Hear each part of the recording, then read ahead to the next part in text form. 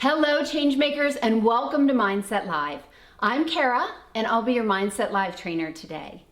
So let me ask you a question. Imagine you're sitting in your kitchen, and it's you and a piece of delicious, tempting chocolate cake. Who's gonna win? Is it you? Will you be able to use willpower and resist that chocolate cake and make sure that, no way you're gonna eat that? Or is it likely that the chocolate cake will win out? Now imagine that chocolate cake is your absolute favorite and you're sitting there fork in hand. Who's gonna win now? Odds are it's probably the chocolate cake. And you know what? It's no fault of yours. It's really not even a fault of not having enough willpower. You see, we think that sometimes willpower is the reason why we don't want to give in, that we don't have enough superpower to really kind of resist anything. But what we have to understand is that there is another magical super skill that exists out there that's more powerful than willpower that can really help you when you're trying to make those choices. And that superpower is want power. It's you understanding why you want to make the choices that you want to make. And the beauty is that when you have that, you don't need to rely on willpower. And it doesn't matter how much or how little you have. So today we're talking all about this new superpower that I want you to understand how you can tap into it so that you don't have to rely on willpower. We'll also talk about what willpower is and isn't, so we can leave that misconception behind that if we are having a hard time resisting our favorite things and not supporting our choices, that it's because we just don't have enough of it. That's not true. And so we'll really dig into understanding why we can make the choices that we need to make and how we can really support ourselves. And my hope is that you will be able to, at the end of today, really feel inspired by this sense of want power, that you'll be able to develop your own sense of want power so that you can tap into it to support the choices that you desire for your life. So as more people continue to join us and we're still gathering in this place, let's turn to our Mindset Live ritual of practicing gratitude. Now we know gratitude is powerful. It's one of those tools that we can always rely on to improve our positivity, our mood, our optimism, and that can really help us understand, that there's goodness always around us. So let me know something big or small that you're grateful for. So I'd encourage you to just use the chat box at the bottom of your screen and share something big or small that you're really proud of or grateful for in this moment. And I'm gonna share mine. Today, I'm really grateful for my husband, Chris.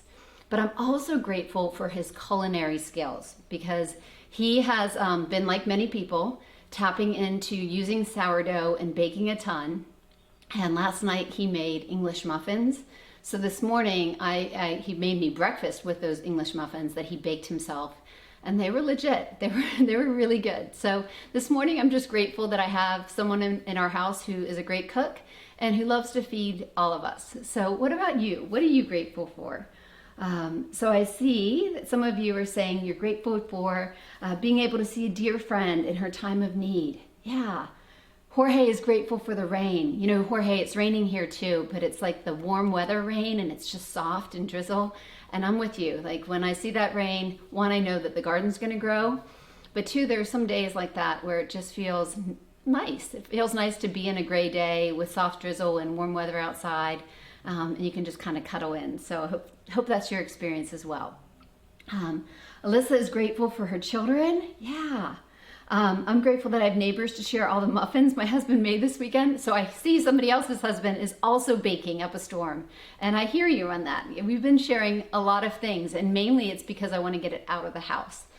But I think I'm going to keep the English muffins for myself. I don't know. Grateful for jasmine tea. Yeah, these are fantastic because these are things we always have within our grasp, right? And so they can really help us turn on that positivity and see that in this moment, what I have right in front of me can be enough, right? It can be good.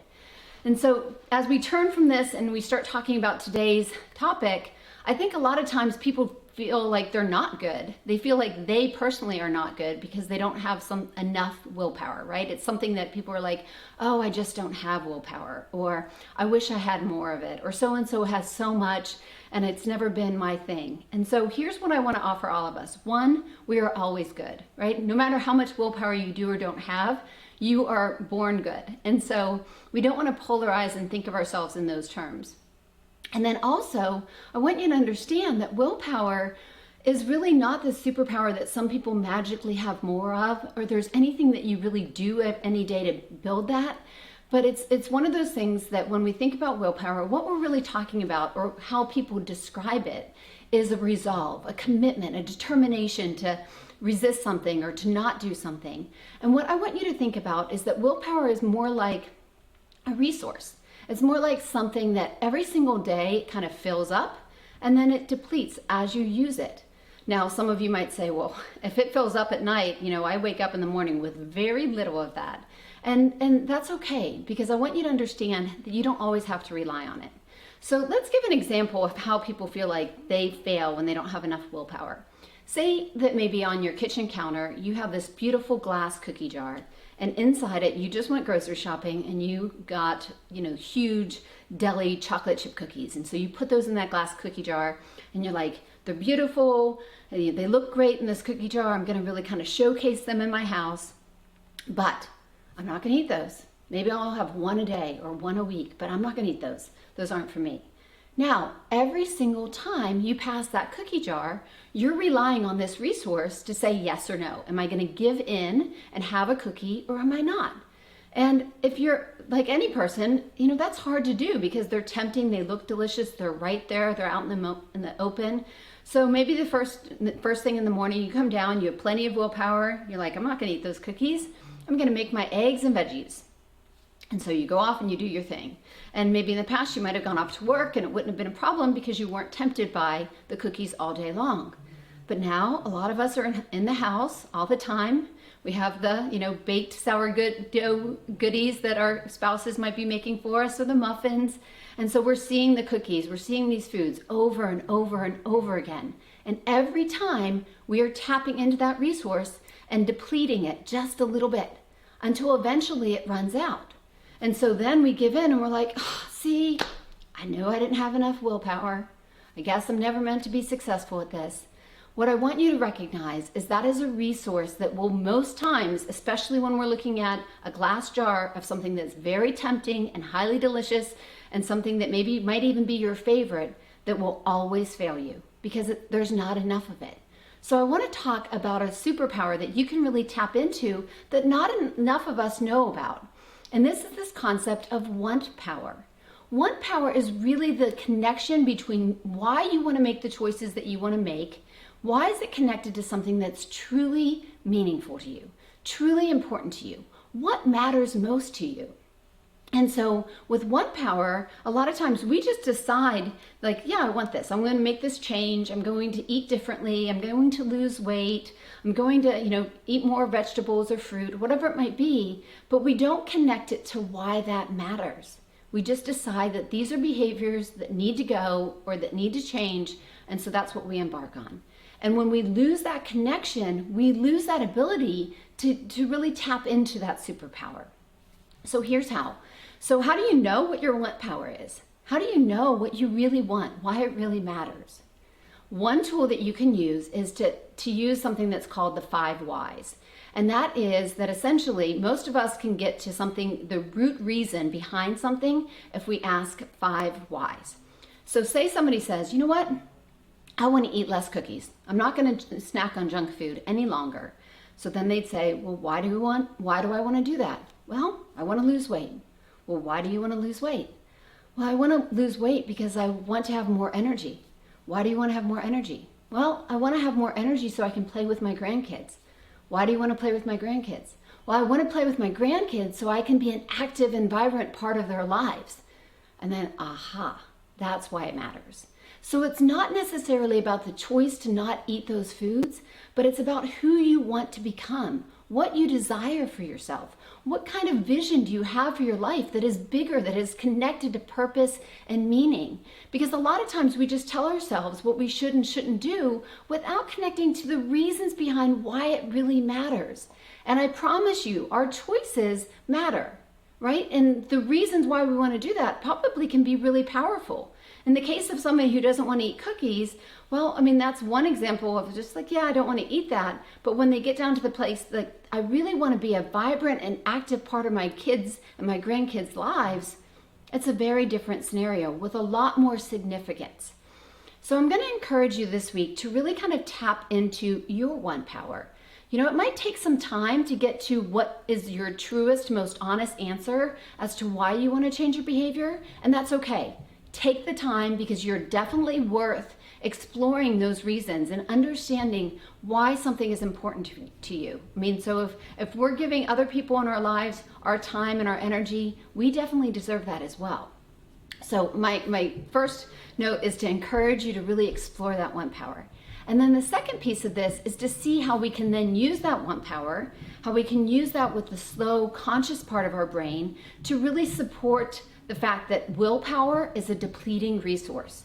So when we have the option of making choices, so now I know, okay, I want to eat less junk food, and my one power is because I want to be an active and vibrant part of my grandkids' lives. Well, now maybe I'm reminding myself of that one power. I'm reminding myself of why it matters to make this choice.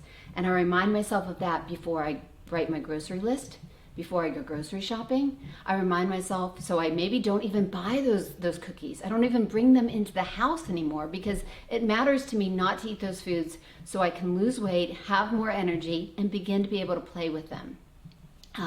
Or maybe I have my grandkids over and they like chocolate chip cookies.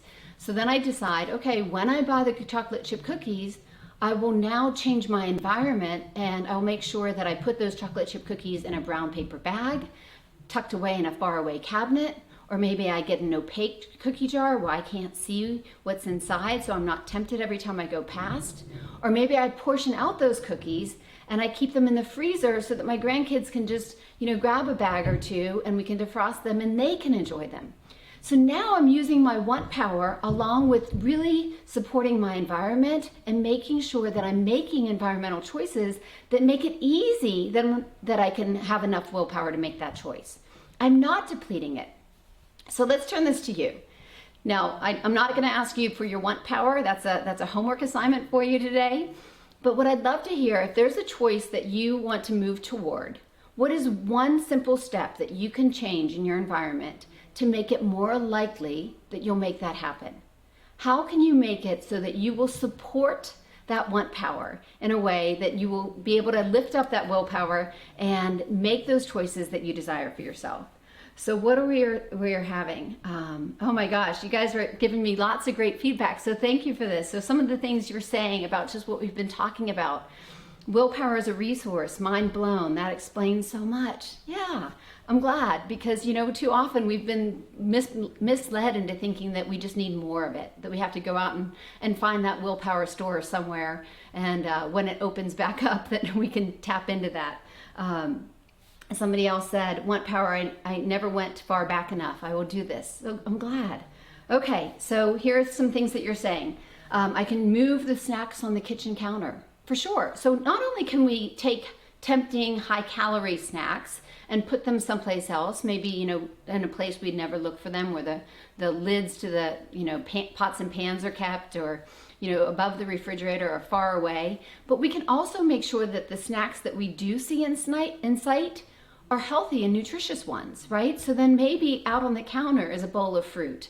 And so when we're thinking about getting a snack, it's always a choice that would really support the choices we want to make. What else are we saying? I've never thought about asking more whys. All right, we're gonna dig deep, guys. I love this. And what else do we have? To not bake cookies today. Okay, yeah, we cannot make those cookies, right? We can put that off another day. So I love that you're beginning to think about this. And really, these are just important questions because it's not about saying, I don't have the ability to do this. It's really about how do I create the ability to do this? Why do I want to create that ability in the first place? And so my call for generosity this week is for you to be generous with yourself, for you to be generous with your own time and to do that deep digging. Keep asking yourself, why? Why do I want to make that choice? Why do I want to make that choice? And why does that matter? And why does this matter? And the more you begin to explore that, the closer you'll get to a meaningful reason for you that will really resonate, that will be one that you'll be inspired by, that will make sense, and that you can align your choices to that reason. And I want you to know that when you do that deep digging, it's worth it because it gets to why it matters to you. And that's the most important thing. So thank you so much for joining me today. I really appreciate you being here and sharing this time together, and I'll see you next week.